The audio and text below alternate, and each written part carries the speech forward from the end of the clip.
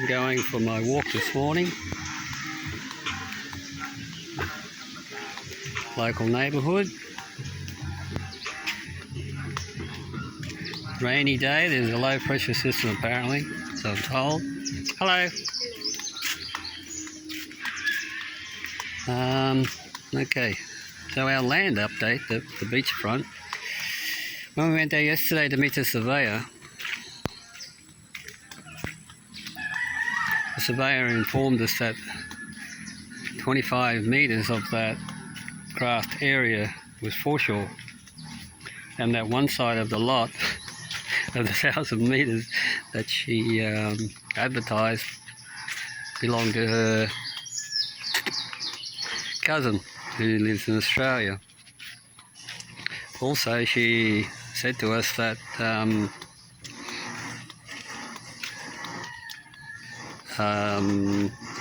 the house that they're building there is hers, not the Australian's. The Australian is next door, and he apparently is a lawyer, and his wife is a Filipina, which she described her job as the FBI. The Filipina is the FBI in Australia. Anyway, whatever the equivalent is, maybe that's what she meant. Anyway, she also said that I asked her what her job is, and she said that she's a confidential agent for the president. Anyway, that's her story. Here's a nice little garden lot happening. All the seedlings. They got the seedlings here happening. Obviously, they're going to transfer them straight into the beds that are over there. Brian, are you watching? Brian, are you watching? They've planted the seeds here straight into the ground, and they've got all their raised beds here ready. I watched them yesterday. They were putting rice hulls in there, and I think Carabao manure. Let's update this little garden as it happens. But we'll be going home within the next few days, I think. Once we settle the property, I hope we'll go home and think about it and come back and make an offer.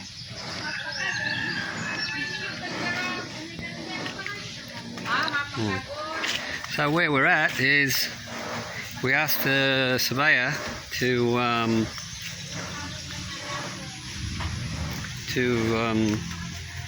survey 500 square metres for us. That's all we want, 500 square metres. Let us see what she's selling, and we can make an offer on what we're buying. She's still agreeing that we use our lawyer for both parties, which is good for me. Initially she wanted to use her lawyer for both parties, which is a bit conflicting. I know I'm not going to scam her. So having one lawyer working for both of us is going to be a lot cheaper and in my favour again, I hope. She still agrees to shoulder all the expenses, though I offered to pay for the surveyor. But I'm not going to pay for the tax declaration taxes on that survey, which is apparently around about 100,000. Now this is a nice block here, but apparently the children who inherited this property are fighting. So it's at a standstill, because I said to Carolyn we could buy this. It's right next door to their parents' lot, and across the street there you can see is the ocean. So you build a nice two-storey home there, then you have some nice views, and you're on the main road, the national road here, the highway going up to Bulla. There's already a little spot there, half-constructed property, which you would obviously use part of. It doesn't look like they've gone much further. You see a lot of that half-built, and then they stop building, they run out of money. Anyway, I do like it here. It's nice and quiet. And I'm getting better sleep here than I am in Manila. There's another shot of that property there. A lot of pineapples in there. I wouldn't have thought pineapples would grow under the shade, but apparently they do. There's another property there, which I said to Erilyn, this is across the street from that property. This is another property inherited by the children. They're all fighting as well. But they had a tenant in here, and they've asked the tenant to leave. As you can see, this is right on the foreshore here, or on the beachfront. Clear those trees away. What a nice spot.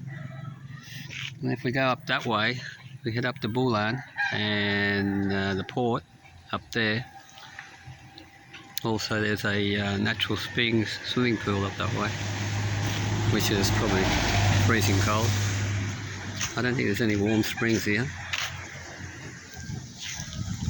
Okay, we're going to head down to town today. I usually go for my walk, try and get about 500 steps in the morning, and then 500 steps in the afternoon. That's be 10,000.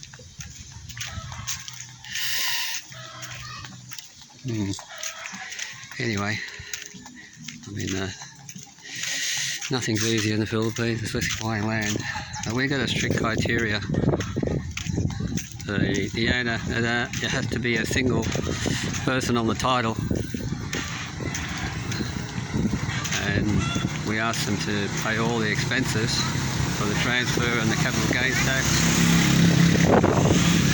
We also want a national road, which is a bonus for attracting customers if you have a business. But because it's on the national road, it's going to be a little bit more expensive, but that's to be expected.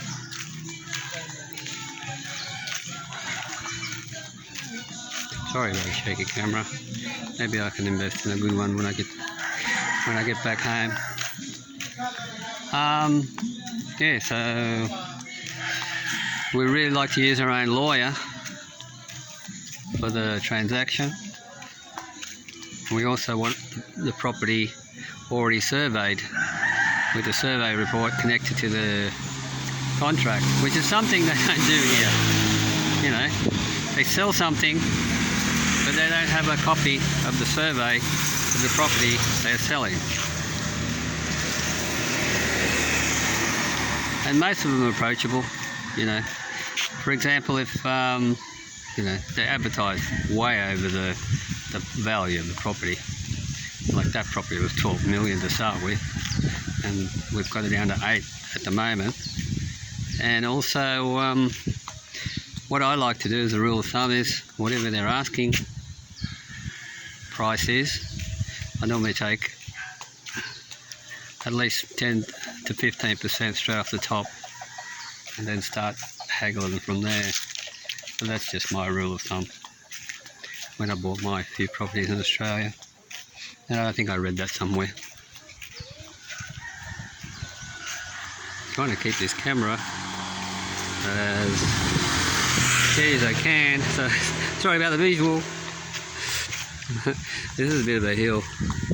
Erilyn's family live on top of a mountain here.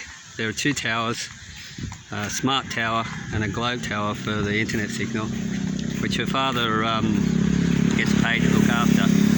They have generators up there in case the power goes out, and if the power goes out, he has to go up there and start up the generators. Or I'm not sure if they're automatically come on, I'm not sure, but he has to go up there and make sure they've got plenty of fuel. He gets paid a salary for doing that. I think he gave one of the towers to his son to look after. No, not his son. Erilyn's. Yeah, his son, Erilyn's brother. He's got an income. He's an electrical engineer, right? He works for the government department over Mindanao at the moment, working on a military camp, fitting, doing electrical work on a big building there for the barracks, I think it is they're doing. And that's a year's work there apparently. So he's away for a year. So hopefully maybe he can come back if we need an electrician and do the wiring if anything comes of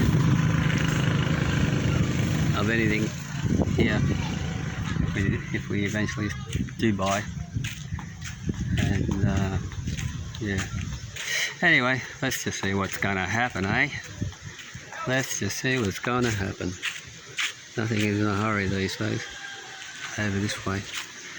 Everything's just a lazy, sleepy town. I don't know, they're mainly all fishermen, these people. They're all squatters down in there from here to the beach. They're all squatting, they're all fishermen. Just above them. Hello, darling. Hello, how are you? Good? Good? Good English, good English.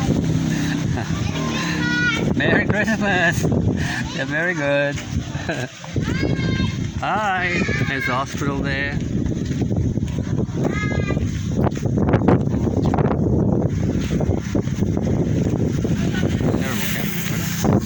Yeah, well.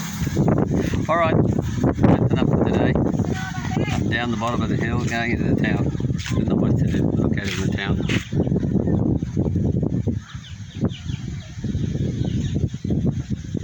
They don't do much here.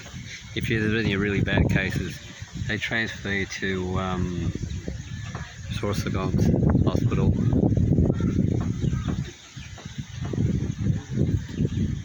And that's an hour away. So too bad if you got heart problems. Take care.